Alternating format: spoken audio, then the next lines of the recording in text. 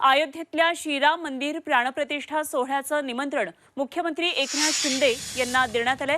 मुख्यमंत्र्यांनी हे निमंत्रण स्वीकारलेलं आहे आणि या सोहळ्याला ते हजेरी लावणार असल्याची माहिती स्वतः मुख्यमंत्र्यांनी दिली आहे। राष्ट्रीय स्वयंसेवक संघाचे कोकण प्रांत संपर्क प्रमुख अजय जोशी आणि विश्व हिंदू परिषदेचे संयुक्त क्षेत्र संपर्क प्रमुख संजय ढवळीकर यांनी शिंदे यांच्या ठाणे इथल्या निवासस्थानी जाऊन त्यांची भेट घेतली आणि त्यांना निमंत्रण पत्रिका दिली आहे। तसंच सोहळ्याला उपस्थित राहण्याचा आग्रहही केला आहे।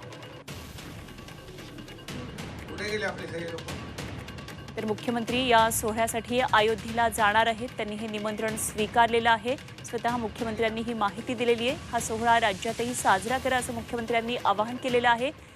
अयोध्येचं हे निमंत्रण आता मुख्यमंत्र्यांना औपचारिकरित्या मिळालेलं आहे, त्यामुळे आता मुख्यमंत्री राज्याचे मुख्यमंत्री म्हणून अयोध्येमध्ये हजेरी लावणार आहेत।